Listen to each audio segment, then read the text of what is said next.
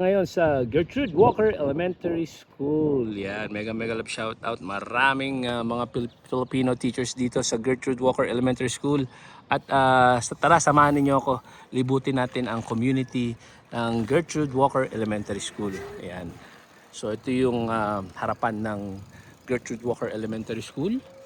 Ayan, napakaganda ng lugar. Yan, marami dito mga Filipino teachers. Yan, mga mababait na mga Filipino teachers. Yan. So tara, samahan niyo ako. So itong Gertrude Walker Elementary School, as you can see, mayroon din park.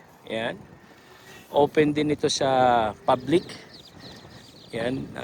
Again, summer ngayon, no? Walang mga estudyante. Yan.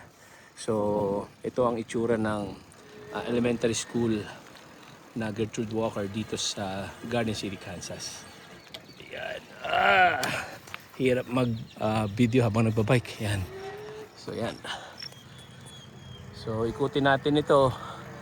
Kung lalakarin ko to guys ay malayo-layo. Tingnan nyo. Yan. Yan. Buti na lang may bike tayo. Yan. Sana hindi kayo mahilo ha habang nanonood. Yan. Kasi itong cellphone natin ay walang magandang stabilizer. So yan.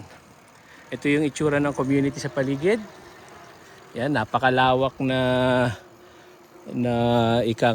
area, playground. Yan, napakalawak. Yan. So matatapos ang video na ito kung saan tayo nagsimula doon sa harapan. Yan. So ayan o, ganda. Tapos papunta ako dito, may nakita rin tayong trails. Ayan, kaliwat kanan ng trails dito. Ayan, mamaya papakita natin kung saan yung trails. Ito, dito, yan, dyan sa area na yan. May magandang trails dyan. Tapos, yung area na yon, dyan yung DMV, kung di ako nagkakamali. Tapos ito yung Walmart neighborhood.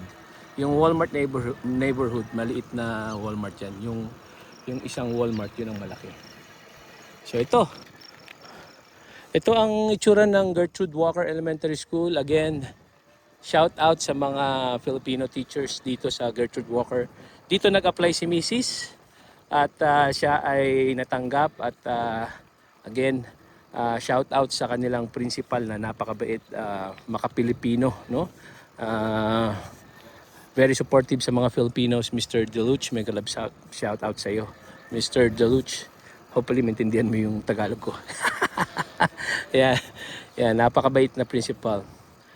Very supportive principal to the Filipino community, Mr.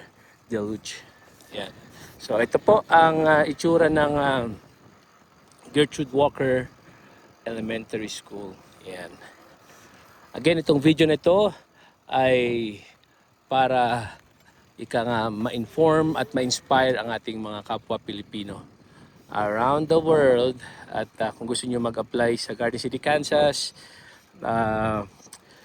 sabi ng management nila sa recruitment HR ay more on H1B ang kanilang pinaprocess.